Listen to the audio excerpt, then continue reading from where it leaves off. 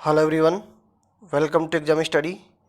Guys, आज अपन discuss करने जा रहे हैं 3 मई का करंट अफेयर और साथ में जितने भी इंपॉर्टेंट फैक्ट होंगे उनको फुल डिटेल के साथ डिस्कस करेंगे। तो आप वीडियो को बिना स्किप करते हुए एंड तक देखिए। साथ ही गाइज, अगर आपको वीडियो की पीडीएफ चाहिए तो मैं इसका लिंक डिस्क्रिप्शन बॉक्स में डाल दूंगा, जहाँ से आप डायरेक्ट डाउनलोड कर सकते हो। तो चलो बढ़ते हैं आज के फर्स्ट क्वेश्चन की तरफ। आज का अपना सबसे फर्स्ट क्वेश्चन है, सूक्ष्म लघु एवं मध्यम उद्यम मंत्रालय के सचिव के रूप में किसे नियुक्त किया गया है? तो गाइज, अरविंद कुमार शर्मा को सूक्ष्म लघु एवं मध्यम उद्यम मंत्रालय के सचिव के रूप में नियुक्त किया गया है। अब आपको गाइज ये पता होना चाहिए कि सूक्ष्म लघु एवं मध्यम उद्यम मंत्रालय है, ये किसके अंडर में आता है? नितिन गडकरी के में। साथ ही नितिन गडकरी है जो सड़क परिवहन और राजमार्ग मंत्रालय के जो मंत्री हैं वो कौन है? नितिन गडकरी है। तो साथ में गाइज जितने भी इम्पोर्टेंट सचिव उनके बारे में डिस्कस कर लेते हैं। तो अब मैं देखता हूँ कैबिनेट सचिव। तो राजीव गौबा है, वो अपना क्या है? कैबिनेट सचिव हो गई। अब मैं विदेश सचिव की बात करूँ, विदेश सचिव कौन है? तो विदेश सचिव हो गई हर्षवर्धन श्रृंगला। जबकि मैं वित्त सचिव की बात करूं तो वित्त सचिव अपने हैं अजय भूषण पांडे जी हैं। अब बात की जाए गृह सचिव की तो गृह सचिव है अजय कुमार भल्ला। अब बात की जाए रक्षा सचिव की तो रक्षा सचिव है अजय कुमार। तो गाइज, आपको इन पांचों को याद रखना है। ये में देखो, अजय भूषण पांडे, अजय कुमार भल्ला और अजय कुमार में आप डिफरेंस समझ लेना, क्योंकि वित्त सचिव तो हो गए अजय भूषण पांडे, गृह सचिव हो गए अजय कुमार भल्ला और रक्षा सचिव हो गए अजय कुमार। क्योंकि तीनों अजय अजय नाम है तो ये एग्जाम में लोग पूछ ही लिया जाता है और इनमें बच्चे कन्फ्यूज रहते हैं। तो आप लोग अच्छे से देख लीजिए, इसकी का स्क्रीनशॉट ले लीजिए आप लोग। अब बढ़ते हैं आज के नेक्स्ट क्वेश्चन की तरफ। आज का अपना नेक्स्ट क्वेश्चन है, हर साल विश्व ट्यूना डे कब मनाया जाता है? तो गाइस, 2 मई को हर साल विश्व ट्यूना डे मनाया जाता है। अब ट्यूना डे मनाने का जो पर्पज क्या है वो भी देख लीजिए आप लोग।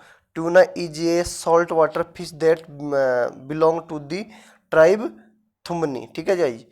अब देख लीजिए आप लोग, आज का नेक्स्ट क्वेश्चन है, हाल ही में one nation one ration card प्रणाली में कितने नए राज्यों को शामिल किया गया है? तो गाइज, 5 जो राज्य हैं जिनको one nation one ration card प्रणाली में शामिल किया गया है। अब इसका प्रपोज किया था शामिल करने का, वो भी देख लीजिए आप लोग।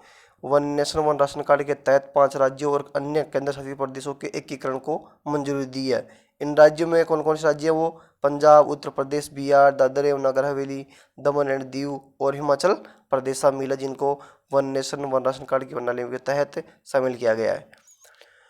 पहले से ही क्लस्टर में 12 और राज्य हैं। इन राज्यों में मध्य प्रदेश, केरल, झारखंड, आंध्र प्रदेश, गुजरात, गोवा, हरियाणा, कर्नाटक, महाराष्ट्र, तेलंगाना, राजस्थान और त्रिपुरा भी शामिल है। जो पहले से ही इस क्लस्टर में शामिल थे 12 राज्य, वो आपको मैंने बता ही दिया। तो बढ़ते हैं नेक्स्ट क्वेश्चन की तरफ।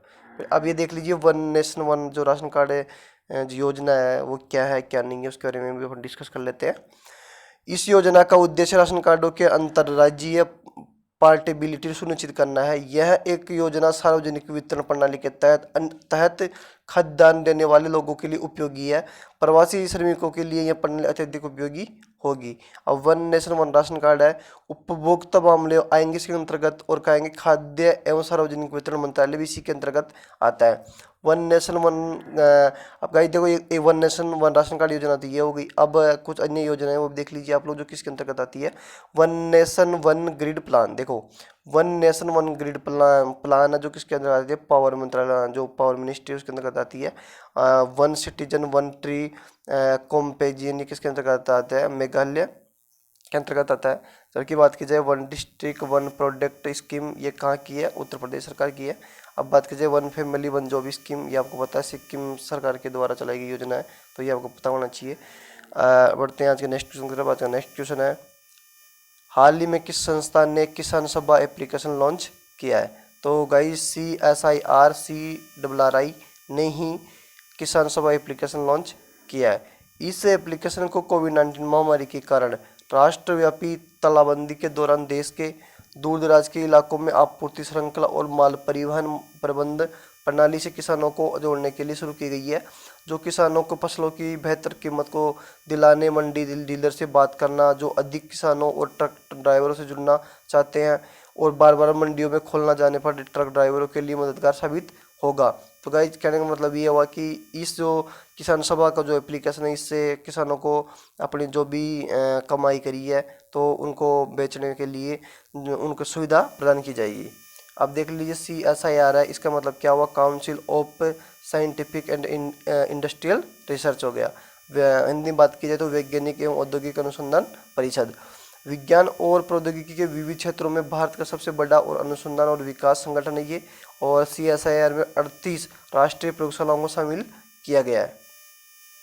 अब इसकी स्थापना कब हुई थी आपको ये पता होना चाहिए। तो इसकी स्थापना हुई थी 1942 में, जबकि इसका प्रेसिडेंट है अपना प्राइम मिनिस्टर, जो इंडिया का प्राइम मिनिस्टर वही इसका क्या हो गया, इसके प्रेसिडेंट हो गए। जबकि इसके महानिदेशक की बात की जाए तो प्रेजेंट इसके महानिदेशक है शेखर सिंह पांडे। देखो शेखर सिंह पांडे इसके महानिदेशक हो गए, जबकि इसका हेडक्वार्टर के भी बताया था मैंने कहाँ पे, न्यू दिल्ली में। अब CRRI क्या है, इसकी फुल फॉर्म देख लीजिए, central board research institute. Hindi में बात की जाए तो केंद्रीय सड़क अनुसंधान संगठन। तो गाइज अब देख लीजिए कम लागत वाले रोबोटिक डिवाइस है एच कार्ड। तो इसका मतलब देख लीजिए जो एच कार्ड होता है उसकी फुल फॉर्म क्या होती है, hospital care assistive robotic device, जो कि इसको बोलते हैं एच कार्ड। अब CMERI इसकी फुल फॉर्म देख लीजिए क्या होता है, CMERI का central mechanical engineering research institute. बोले तो हिंदी बात करें तो केंद्रीय अभियांत्रिकी अनुसंधान संस्थान, जो का हेडक्वार्टर कहाँ पे, इसका दुर्गापुर वेस्ट बंगाल में। अब साथ में ये देख लीजिए आप लोग, CSIR NICL ने डिजिटल IR थर्मामीटर विकसित करने के लिए BEL कंपनी के साथ समझौता किया है। अब NCL क्या है ये भी देख लीजिए आप लोग, नेशनल केमिकल लेबोरेटरी, जो क्या मुख्यालय कहाँ पे, पुणे में। हिंदी में बात की जाए तो राष्ट्रीय रासायनिक प्रयोगशाला। अब बढ़ते हैं आज के नेक्स्ट क्वेश्चन की तरफ। हाल ही में American academy of arts and sciences के लिए अंतर्राष्ट्रीय मानद सदस्य के रूप में किसे चुना गया। तो guys American academy of arts and science के जो अंतर्राष्ट्रीय मानद सदस्य के रूप में शोभना नरसिंगम को चुना गया है। यह वर्तमान Jawaharlal Nehru centre for advance scientific research की जो प्रोफेसर है, और उन्हें विज्ञान के क्षेत्र में उनके विशिष्ट कार्य के लिए इसे सम्मानित भी किया गया है। साथ में गाइज आपको ये भी पता होना चाहिए कि American academy of arts and science द्वारा इन विद्यालयों और नेताओं को सम्मानित किया जाता है जिन्होंने विद्वान, कला, मानव की सार्वजनिक जीवन में खुद को उत्कृष्ट साबित किया है, उन्हीं को सम्मानित किया जाता है। तो बढ़ते हैं नेक्स्ट क्वेश्चन तरफ। आज का नेक्स्ट क्वेश्चन है, हाल ही में आयु रक्षा कार्यक्रम का आयोजन करने के लिए किसके द्वारा किया गया। तो आपको पता होना चाहिए ये सभी, देखो अखिल भारतीय आयुर्वेद संस्थान, आयुष मंत्रालय द्वारा, दिल्ली पुलिस द्वारा, तो ये सभी के द्वारा किया गया है। क्या किया गया है, आयु रक्षा कार्यक्रम। अब इस कार्यक्रम का उद्देश्य कोविड-19 के फ्रंट लाइन वर्कर्स के स्वास्थ्य को बनाए रखना, और यह अखिल भारतीय आयुर्वेद संस्थान और दिल्ली पुलिस का एक संयुक्त उद्यम था, और जिसका शीर्षक था कोरोना से जंग दिल्ली पुलिस के संग। कोरोना से जंग दिल्ली पुलिस के संग, वेरी वेरी इंपॉर्टेंट है, तो आपको पता होना चाहिए। साथ ही इस कार्यक्रम का जो मुख्य उद्देश्य था वो प्रतिरक्षा प्रतिरोधक उपायों का उपयोग करके रोगों को प्रतिरोधक जो क्षमता थी उसको बढ़ाना था, मजबूत करना था। और मिनिस्ट्री ऑफ आयुष है, आयुष मंत्रालय का है। तो देखो आयुर्वेद, योगा, न्यूरोपैथी, यूनानी सिद्धाता, क्या है इसे, होम्योपैथी हो गया। अब देखिए आयुष मंत्री, सबसे देखो इंपॉर्टेंट चीज़ ये है कि अपना जो आयुष मंत्री कौन है, तो श्रीपाद येसो नाइक जी हैं। अब बात की जाए अंतर्राष्ट्रीय योग दिवस कब मनाया जाता है, तो अंतर्राष्ट्रीय योग दिवस मनाया जाता है 21 जून को, अंतर्राष्ट्रीय योग दिवस मनाया जाता है। जबकि बात की जाए विश्व होम्योपैथी दिवस तो कब मनाया जाता है, 10 अप्रैल को। अब देख लीजिए नेक्स्ट क्वेश्चन आज का अपना। नेक्स्ट क्वेश्चन आज आपका अपना, हाल ही में जारी बजट पारदर्शिता और जवाबदेही सूचकांक में भारत की किस स्थान पर रहा है। तो गाइज हाँ, जो बजट पारदर्शिता और जवाबदेही सूचकांक में भारत 53वें स्थान पर रहा है। अब बात की जाए कि फर्स्ट स्थान पर कौन रहा है, तो पहले स्थान पर रहा है न्यूजीलैंड। अंतर्राष्ट्रीय बजट पार्टनरशिप है, और जो इसका हेडक्वार्टर कहाँ पे है, वाशिंगटन DC यूनाइटेड स्टेट्स में। अब बात की जाए न्यूजीलैंड की, तो न्यूजीलैंड प्रशांत महासागर का एक देश है। बात अब इसकी राजधानी की जाए तो राजधानी होगी इसकी वेलिंगटन, और प्रधानमंत्री यहाँ पे है जोसिंडा अर्डन्स। ठीक है जी, अर्डन हो गई इसके प्राइम मिनिस्टर। नेक्स्ट क्वेश्चन पर बढ़ते हैं, और आज का अपना नेक्स्ट क्वेश्चन है, हाल ही में किस राज्य सरकार ने डोर स्टेप आंगनवाड़ी पहल शुरू करी है। तो गाइज हाल ही में जो डोर स्टेप आंगनवाड़ी पहल शुरू करी है, किसने करी है, गुजरात ने। अब गुजरात की बात हुई है तो वहाँ के जो CM भी देख लीजिए, CM है विजय रूपाणी, और गवर्नर है आचार्य देवव्रत जी हैं, और वहाँ की कैपिटल है गांधीनगर। जबकि वहाँ के जो प्रमुख बांध की बात की जाए तो गुजरात का प्रमुख बांध है सरदार सरोवर बांध, जो कि नर्मदा नदी के ऊपर है। और कुछ और भी इंपॉर्टेंट फैक्ट देख लीजिए वहाँ के गुजरात के, जो अभी हाल ही में मोटेरा स्टेडियम का उद्घाटन किया गया है इसके मुख्य अतिथि के रूप में कौन थे आपको पता होगा, जो अमेरिका के जो राष्ट्रपति है डोनाल्ड ट्रंप, वो आए थे। और ये सरदार पटेल स्टेडियम के नाम से जानते हैं इस मोटेरा स्टेडियम को, और ये विश्व का सबसे बड़ा स्टेडियम भी है। और ये कहाँ पे, अहमदाबाद गुजरात में। अभी स्टैच्यू ऑफ यूनिटी की बात की जाए, ये भी विश्व की सबसे बड़ी प्रतिमा बन चुकी है और इसकी लंबाई 182 मीटर है। अब बात की जाए ये कहाँ पे है, तो नर्मदा जिले के जो नर्मदा जिला है और नर्मदा नदी के ऊपर ही स्टैच्यू ऑफ यूनिटी बनी हुई है और वो गुजरात में है। और दुनिया की बताए तो भी मैंने सबसे बड़ी प्रतिमा बन चुकी है। और देश का पहला रेलवे विश्वविद्यालय भी कहाँ पे बनाया गया है, गुजरात के वडोदरा में।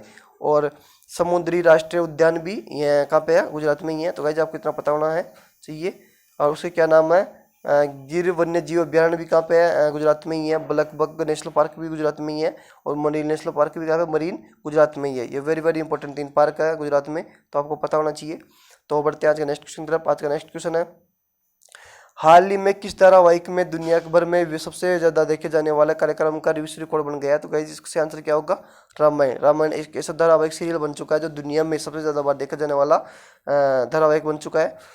अब देख लीजिए, प्राणी गाथा रामायण धारावाहिक में दुनिया भर में सबसे ज्यादा देखे जाने वाला कार्यक्रम विश्व का रिकॉर्ड बना चुका है। 16 अप्रैल 2020 को एक ही दिन में पूरी दुनिया में इस पौराणिक कार्यक्रम को 7.7 करोड़ दर्शकों द्वारा देखा गया। तो ये अपने आप में एक बहुत बड़ी बात है। तो इंडिया के लिए अपॉर्चुनिटी मिल चुकी है ये। तो अब बढ़ते नेक्स्ट क्वेश्चन तरफ अपने। और आज का नेक्स्ट क्वेश्चन अपना है, हाल ही में किस राज्य ने आयुर्रक्षा क्लिनिक शुरू किया है? तो गाइज हाल ही में आयुर्रक्षा क्लिनिक केरल सरकार ने किया है। और केरल सरकार ने कोविड-19 रोकथाम कार्यक्रम के तहत राज्य और जिला स्तर पर एक आयुर्वेद निकाय भी स्थापित किया है। केरल राज्य ने कोविड-19 मरीजों की सेवा के लिए कर्मी बोट नामक जो रोबोट भी तैनात किया है। तो आपको इतना बहुत पता होना जरूरी है गाइज। साथ में ही कुछ इंपॉर्टेंट फैक्ट भी देख लीजिए केरल के बारे में। तो केरल ने कोविड-19 लक्षणों की तेजी से जांच करने के लिए तिरंगा वाहन अभियान भी लॉन्च किया है। तो अपने आप में ये एक बहुत ही अच्छा काम कर रही है केरल सरकार। तो आपको पता होना चाहिए इनके बारे में भी। अब तिरंगा का मतलब क्या है ये भी देख लीजिए आप, टोटल इंडिया रिमोट एनालिटिक निरोग अभियान। तो आपको ये भी पता होना चाहिए। साथ ही केरल सरकार ने कोरोना वायरस से लड़ने के लिए ब्रेक दी चेन अभियान भी जो आरंभ किया है केरल सरकार के द्वारा ही। अब केरल के बारे में बात हुई है तो केरल के जो आप ये भी देख लीजिए करेंसी क्या है। तो केरल की करेंसी हो गई, केरल की राजधानी हो गई तिरुवनंतपुरम, और वहाँ के राज्यपाल हो गए आरिफ मोहम्मद खान हो गए। जबकि वहाँ पे जो सीएम है, सीएम कौन हो गए वहाँ के, पिनराई विजयन।